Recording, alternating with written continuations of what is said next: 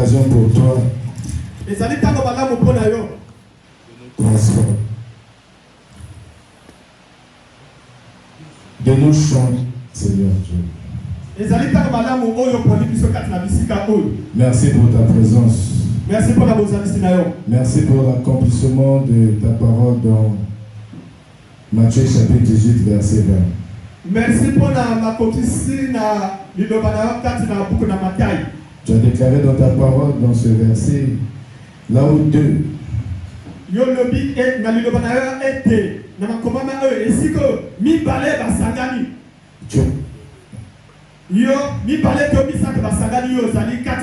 merci pour ta présence.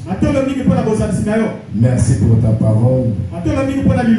Au nom de Jésus. Amen. Amen.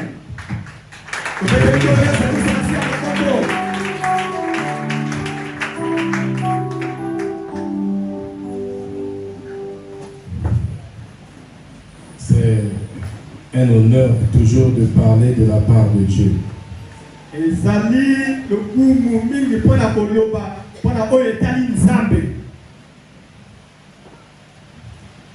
C'est une journée exceptionnelle.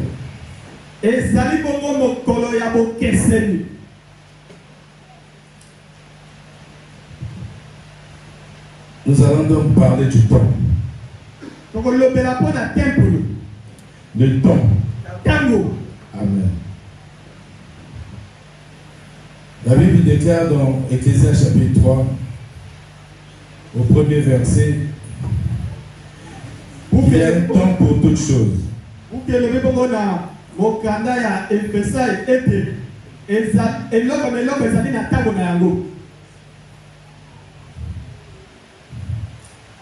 Ecclésiaste chapitre 3, le premier verset. Il y a un temps pour tout. Un temps pour toutes choses sous les cieux.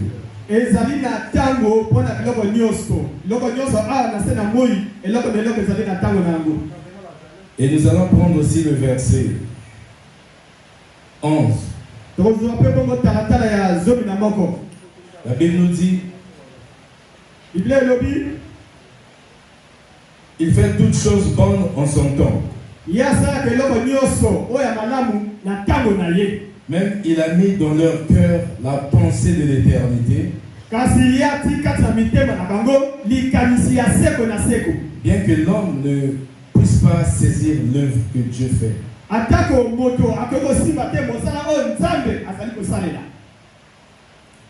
Du commencement jusqu'à la fin.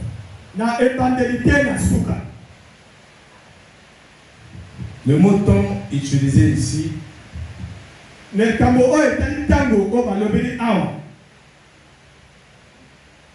se traduit par chronos.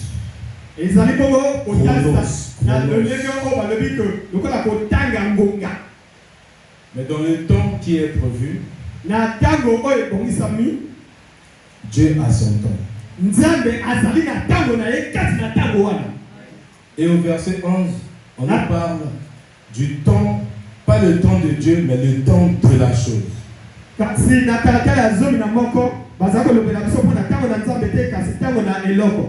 C'est-à-dire que Dieu a fixé un temps pour toutes choses.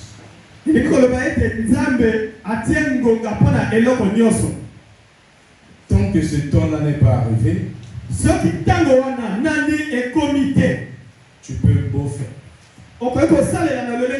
des jeûnes, des prières, rien n'arrivera. Mais quand le temps de Dieu arrive, et ça correspond avec le temps de la chose, personne ne peut arrêter ce qui va se faire.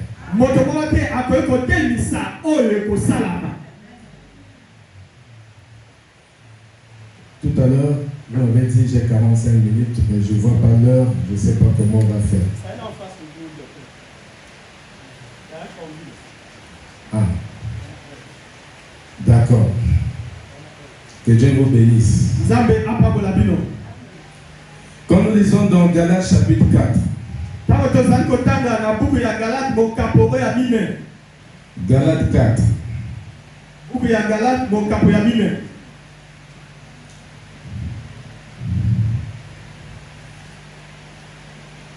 Le verset 4 aussi nous dit, mais lorsque les temps ont été accomplis, Dieu a envoyé son fils, né d'une femme, né sous la loi. Ce n'est pas évident de commencer une phrase par mais. Amen. Ça veut dire, si nous remontons au premier verset,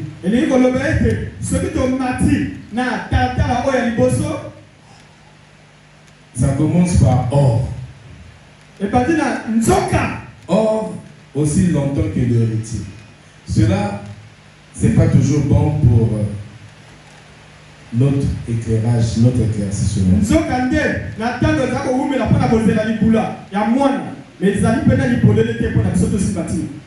Nous devons donc commencer le chapitre précédent, la fin de ce chapitre, pour mieux comprendre.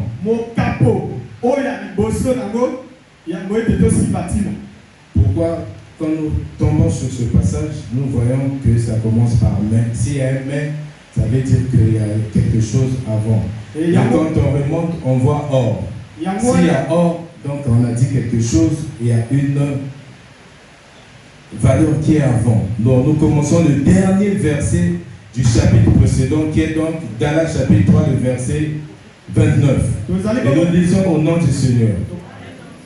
Et si vous êtes à Christ, vous êtes donc la postérité d'Abraham, héritier selon la promesse. Comment nous sommes arrivés à être à Christ? Tous nous connaissons le livre de Romains, le chapitre 10, comme on dit au verset 9, quand nous confessons de tout nos cœurs, nous confessons de la bouche avec foi ce qui est dans notre cœur que Jésus-Christ est le Fils de Dieu, nous sommes sauvés. Amen.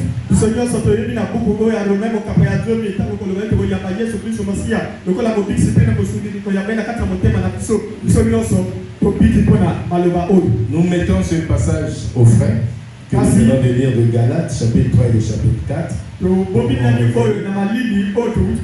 Mais dans Jean chapitre 1, le verset 12, la Bible dit à tous ceux qui l'ont reçu, il a donné le pouvoir de devenir enfant de Dieu.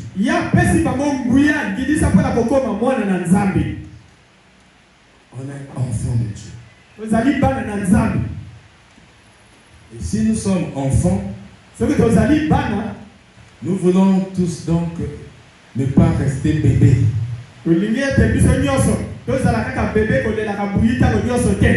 Parce que dans le passage de Romains, de Galates chapitre 4, la Bible nous dit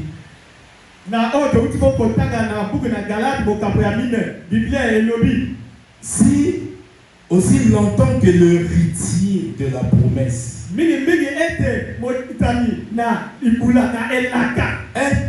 enfant, je dis qu'il ne diffère en rien d'un esclave. Quoi qu'il soit, le maître de tout. Mais il est sous des tuteurs et des administrateurs jusqu'au temps marqué par le Père.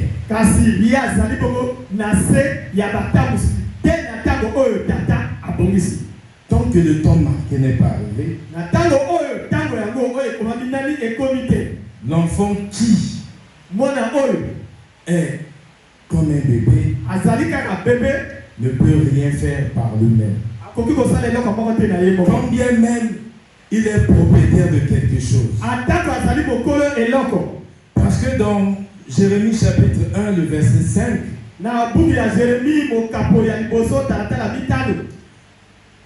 Dieu dit qu'il nous a choisis. Il t'a choisi Il a choisi le frère Armel, Rose. Et il les a consacrés avant qu'ils ne sortent dans le sein de leur maman.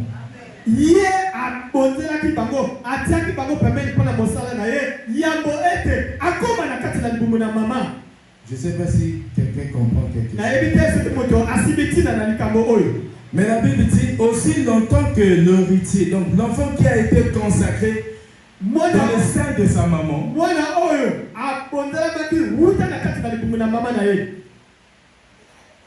reste enfant, ne grandit pas, ne peut pas hériter, ne peut pas entrer dans sa promesse. Jusqu'au moment où le temps sera fixé par le Père.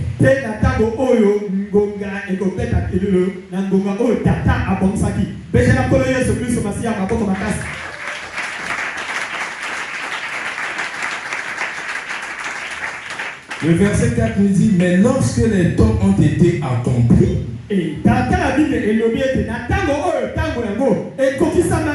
Dieu a envoyé son Fils, né d'une femme, né sous la loi. Dans les 10 commandements, l'unique commandement qui est sauvé d'une promesse,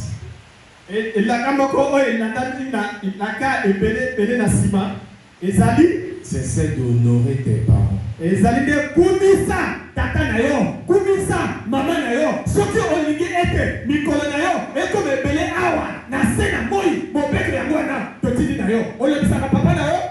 Tu peux pas dire d'une longue vie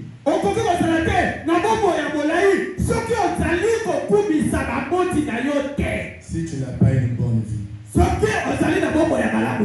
Cela veut dire quoi? La longue vie dépend de la bonne vie. Et la bonne vie dépend de ta relation avec tes parents.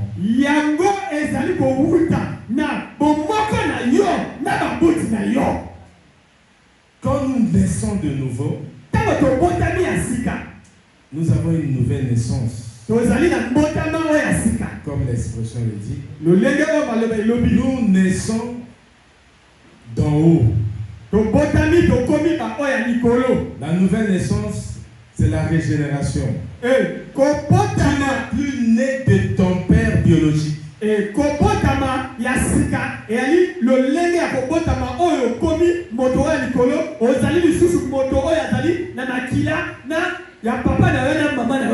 Ça veut dire tout change.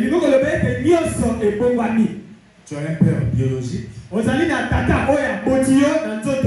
C'est pour le cas de frère Armel.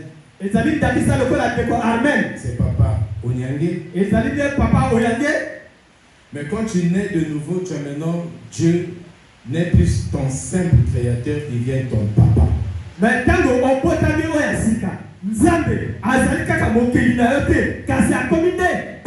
Maintenant, si tu as été choisi, consacré pour le servir,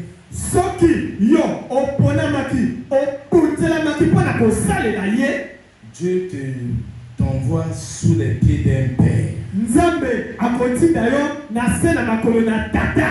Et ce père, qui n'est pas le père spirituel, mais qui est ton père dans la foi.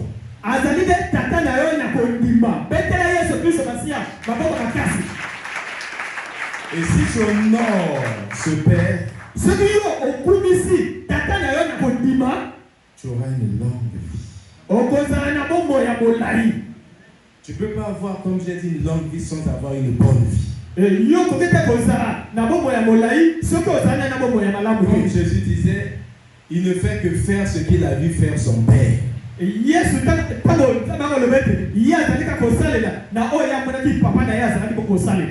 Et aussi dans ton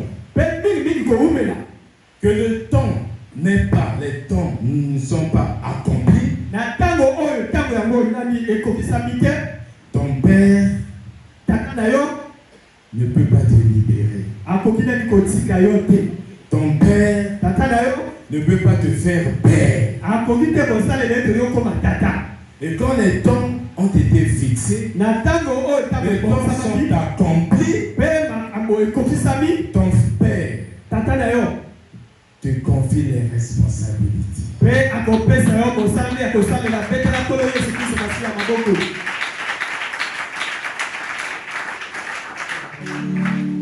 Je ne sais pas s'il y a quelqu'un qui reçoit quelque chose. On est consacré avant, mais nous attendons de temps. Le temps, quand tu forces quelque chose, le temps n'est pas encore arrivé. Tu vas aller te cogner contre le mur. Tu ne seras pas protégé. Parce que tu n'as pas la bénédiction de ton père. Mais quand c'est le temps de la chose, concorde avec le temps de Dieu, personne ne peut t'arrêter. Amen. Amen. Personne ne peut t'arrêter.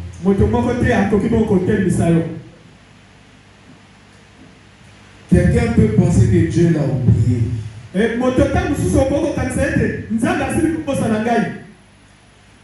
C'est pour cela qu'il est préférable que tu mettes du temps derrière les rideaux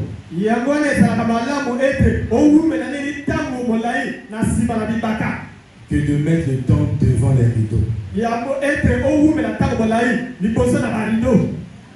David a été oint par Samuel.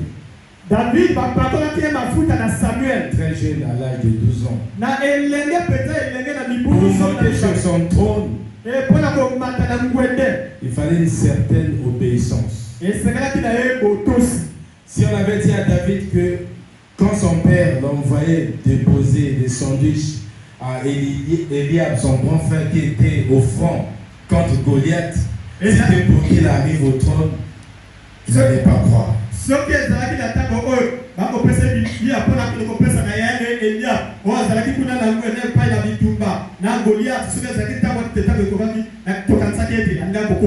ne savait pas. Mais il a obéi à son père.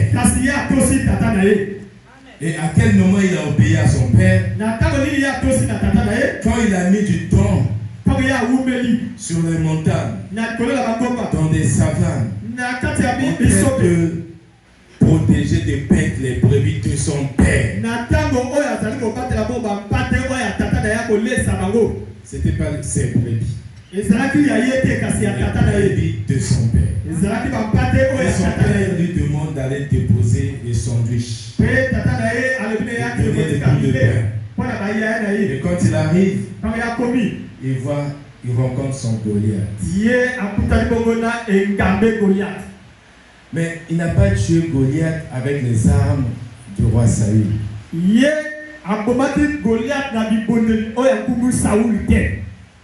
Mais avec ce que Dieu l'avait donné. Pour dire que chacun de nous a son appel.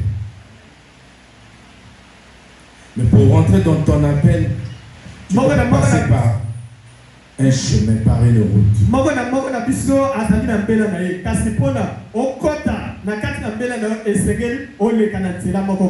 Mais il y a quelque chose de particulier. Chaque fois quand il y a ce type d'événement, il y a une onction particulière.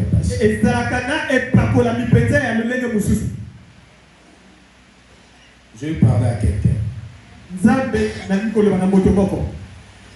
David a atteint l'excellence dans la lancée de pierre.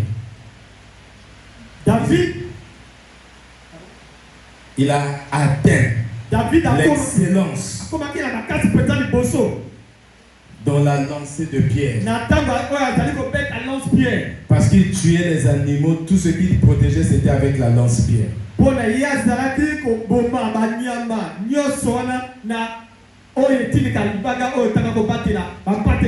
S'il n'avait pas atteint l'excellence, Dieu n'allait pas lui présenter Goliath. Il faut un certain temps de préparation.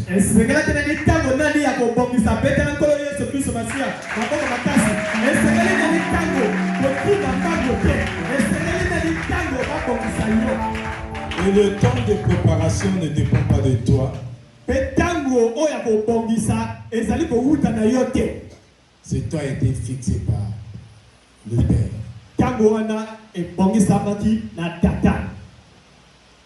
Parfois, je suis surpris d'entendre les gens chasser tout le temps les esprits de célibat.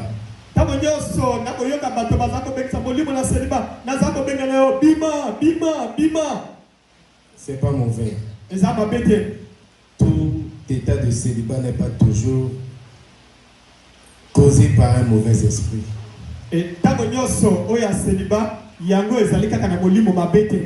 Parfois, la période, cette période-là, Dieu te prépare à un mariage.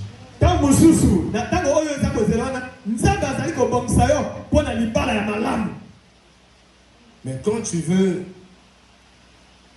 entrer en avance dans le temps qui n'est pas ton temps,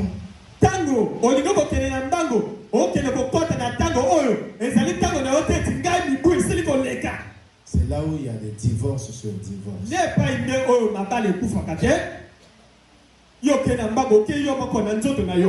Où tu arrives là-bas, rien ne marche. Parce que tu n'as pas eu un bon temps de préparation. Il y a le temps d'attente. J'aime prendre cet exemple. Tu as cherché des enfants pendant des années. Ta femme, Dieu fait grâce, ta femme arrive à tomber enceinte. Toi, tu as vraiment envie de toucher ton enfant. Mais ta femme ne va pas accoucher en 2 mois de grossesse ou en 3 mois parce que toi, tu as besoin d'un enfant.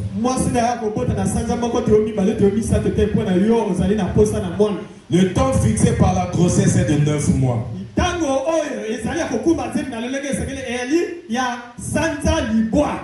Tu dois donc attendre les 9 mois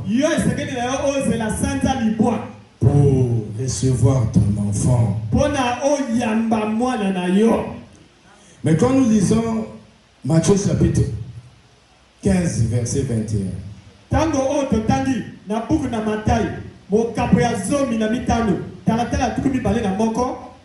c'est ce que je vais dire, c'est ce qui se passe ici maintenant. Il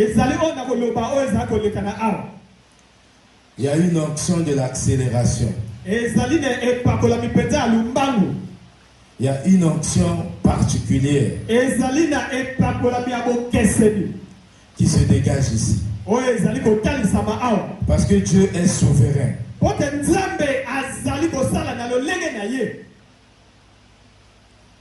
J'allais aussi dire, quand le temps de ton frère a sonné,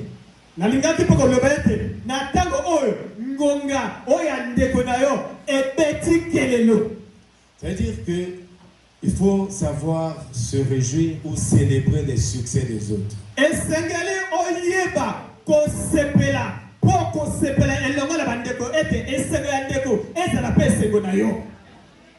Je ne sais pas si tu reçois quelque chose. Il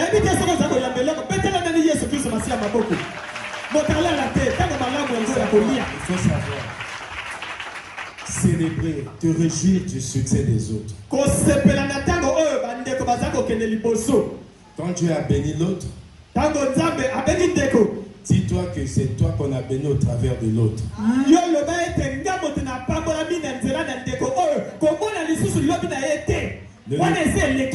Ne le combat pas.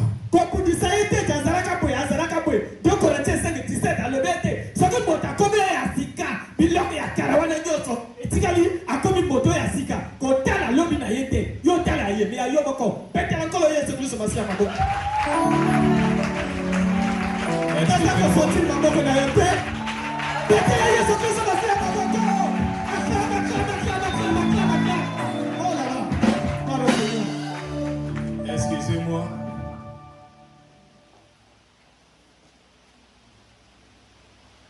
C'est la vérité.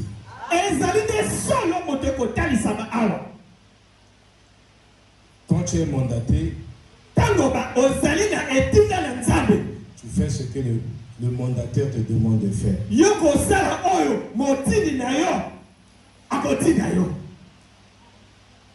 Amen. Amen. Dans Matthieu chapitre 7, verset, je vais revenir sur Matthieu 15. Matthieu chapitre 7, verset 12, la Bible dit, ce que tu veux qu'on fasse, fais-le aux autres.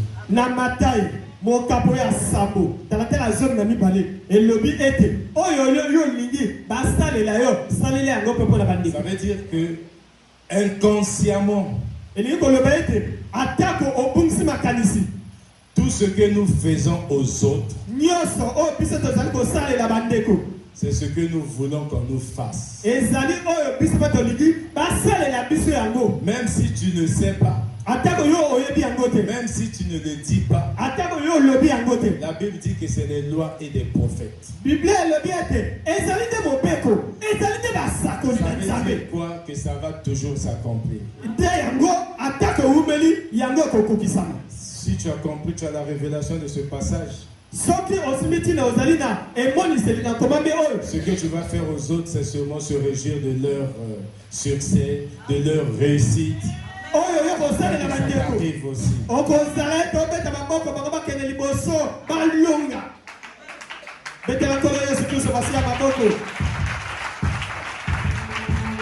Le verset 21 de Matthieu chapitre 15 nous dit, Jésus étant parti de là, se retira dans le territoire de Tyr et de Sidon.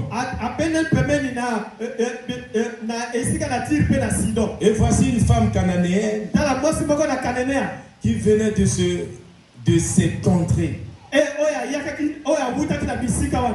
Lui cria, aie pitié de moi, Seigneur, fils de David. Ma fille est cruellement tourmentée par le démon.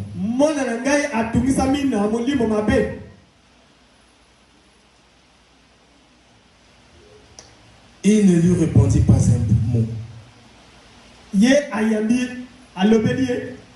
Quand on dit il là, c'est Jésus.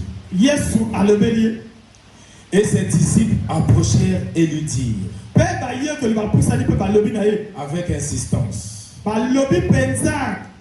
renvoie-la, car elle crie derrière nous.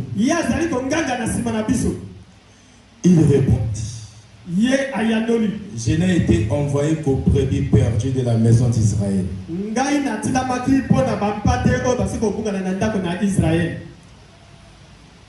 Cette femme cananéenne s'avançait vers Jésus. Mais ce n'est pas Jésus qui l'empêche de venir vers elle. C'est les gens qui sont autour de Jésus. Les disciples de Jésus. Ils ont dit que cette femme crie derrière nous. Je ne sais pas si aujourd'hui il y a une femme, il y a une sœur qui crie maintenant là derrière Jésus.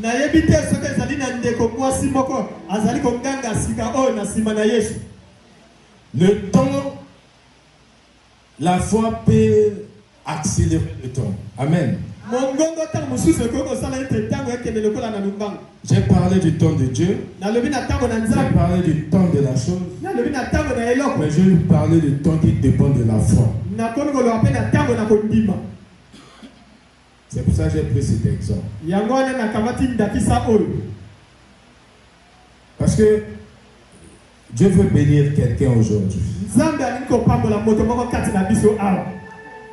Mais elle vint se prosterner devant lui, disant, Seigneur, secours-moi.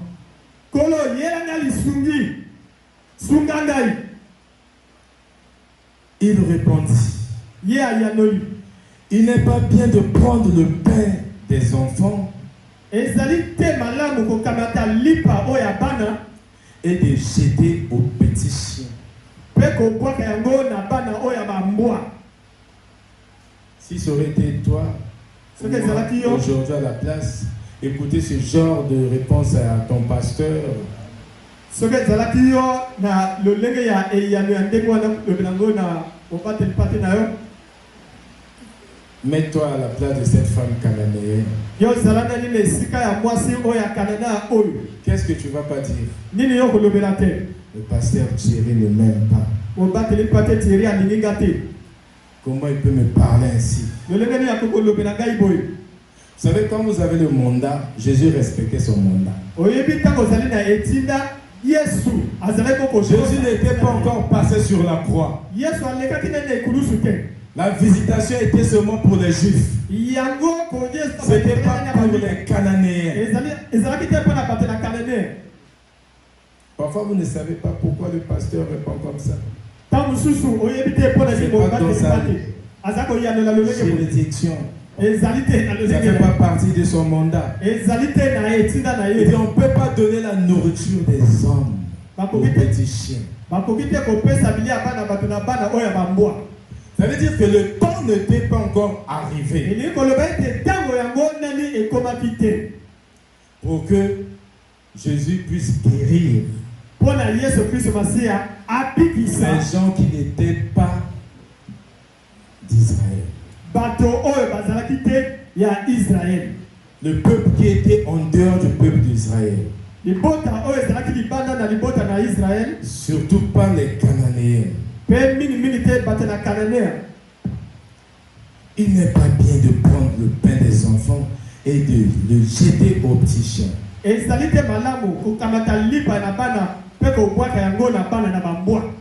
Cette femme dit comme une sœur qui parle maintenant là au fond d'elle. Oui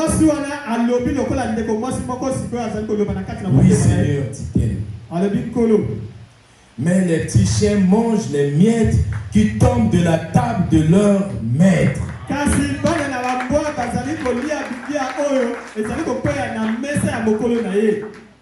y a certaines bénédictions qui sont déclenchées après l'humilité. Il y a une certaine grâce, certaines bénédictions qui doivent passer par l'humiliation.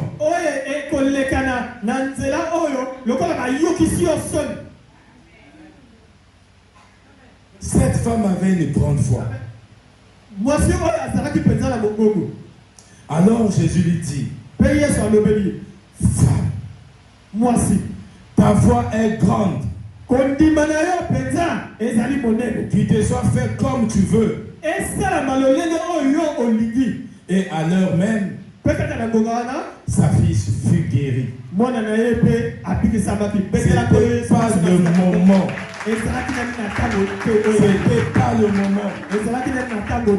Mais cette femme, par sa foi, elle t'allait dans le futur. Pas chez un homme, mais chez Dieu. Le temps fixé pour ces choses, pour guérir, c'était même pas pour toi et moi. Jésus n'était pas à cette époque, avant la croix, il n'était pas venu pour toi. Pas pour les Congolais, pas pour les Nigérians, pas pour n'importe quel. Ça s'est fait sur la croix. Quand il est passé sur la croix, il est maintenant là venu pour toi et moi. Et nous pouvons recevoir la guérison. Mais si tu crois aujourd'hui et maintenant là, tu peux déclencher quelque chose qui te manque pendant des années.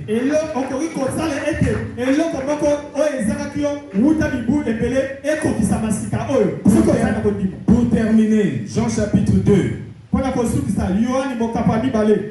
Je parle comme ça, je ne vois pas la montre qui est là-bas. Mais je ne veux pas que je vous offense par la longueur du discours ou de la prédication. C'est pour ça que je dis que pour terminer, Jean chapitre 2. 3 jours après, le verset 1, 3 jours après, il y eut des noces à Cana. La mère de Jésus était là. Et Jésus fut aussi invité aux noces de ses disciples. Aujourd'hui, Jésus est là. On l'appelle Jéhovah Shammah. Si tu crois que Jésus est là, tu fixes tes yeux vers Jésus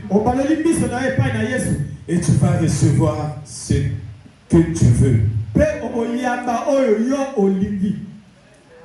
Jésus, la Bible dit Jésus était aussi invité. Retenons invité. Le vin ayant manqué, la mère de Jésus lui dit, ils n'ont plus de vin. Ils n'ont plus de vin.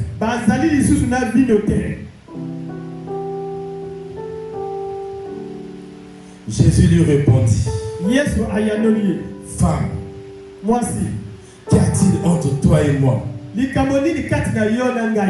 Mon heure n'est pas encore venue. Sa mère dit aux serviteurs, faites ce qu'il vous dira. Vous savez, quand vous faites ce que la Bible demande, vous entrez dans une autre atmosphère. C'est pour cela que le diable n'aime pas que les enfants de Dieu écoutent la parole.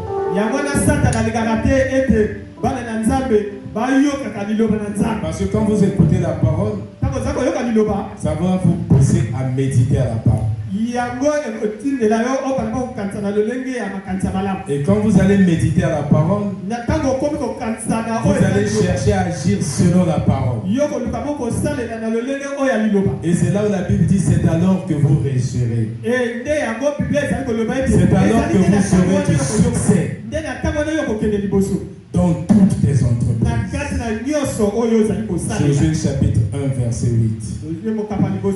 Donc la bénédiction part de la pratique de la parole de Dieu. Amen. Marie dit, faites ce qu'il va vous demander. Jésus leur dit, remplissez d'eau ces vases. Et ils remplirent jusqu'au bord.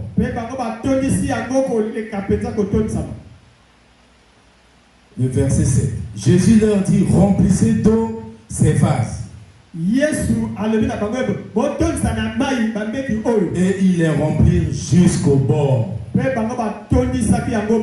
y avait le manque.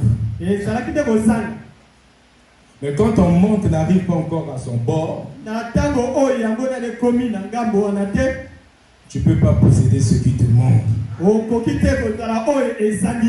Je ne sais pas si quelqu'un comprend quelque chose.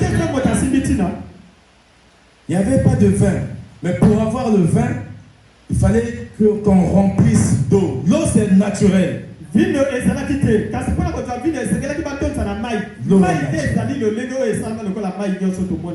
Mais quand ça s'est rempli, le verre était rempli, les récipients étaient remplis jusqu'au bord. Quelqu'un sera critiqué. Quelqu'un sera malmené. Ou quelqu'un actuellement est en train de souffrir de beaucoup de manque. Quand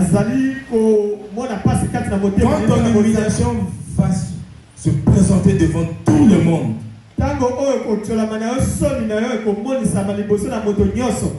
c'est là où le surnaturel va intervenir. C'est là où le surnaturel va intervenir. Tant que ton humiliation est encore au milieu, il n'y a pas encore de surnaturel. Et le surnaturel va apparaître, va intervenir dans la vie de quelqu'un.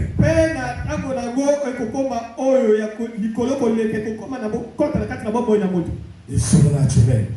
Vous savez, le surnaturel, c'est ce qui dépasse la loi naturelle. Amen. C'est-à-dire que les gens ne vont pas comprendre, mais ça, c'est tel que nous avons l'habitude de voir.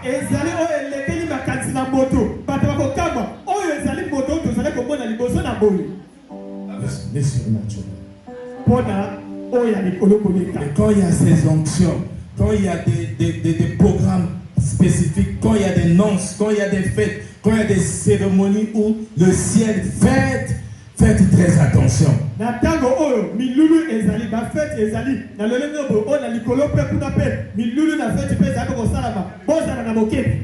Écoutez souvent ce que votre père dit. Faites attention à ce qui sortira de sa bouche.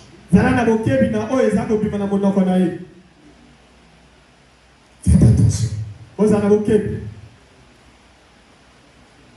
Je fais comme Jean-Baptiste.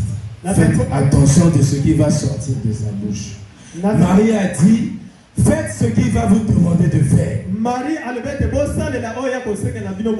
Parce que Jésus a dit, mon heure n'est pas encore arrivée. Ce n'était pas l'heure de faire des miracles.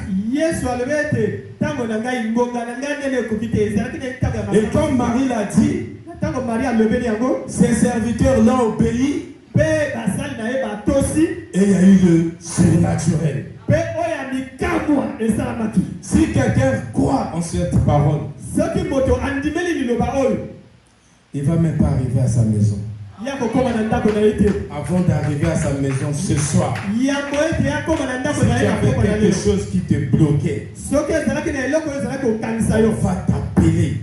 On va te dire ce qui te manquait, ce qui n'arrivait pas à s'accomplir, c'est accompli.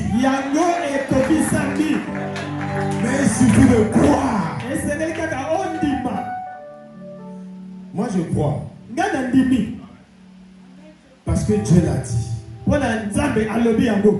Dieu fait ce qu'il dit. C'est ça qui me pousse à croire. Si je crois, comme il avait dit à Jairus, ne viens pas mais crois seulement. Et si tu crois, tu verras la gloire de Dieu.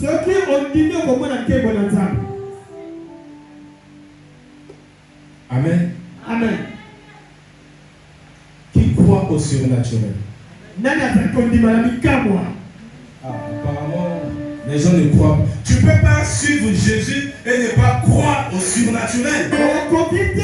Parce que Jésus n'est pas naturel. On a dit ici, quand on est né de nouveau, on n'est plus né de la chair. On devient les citoyens du ciel, ambassadeurs sur la terre. Qui dit la terre, qui dit le ciel sur la terre, ça veut dire que c'est surnaturel.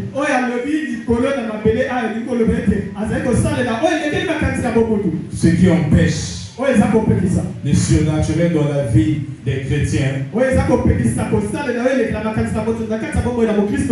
c'est le niveau de foi. Nous pensons que la Bible c'est une utopie, c'est juste des paroles.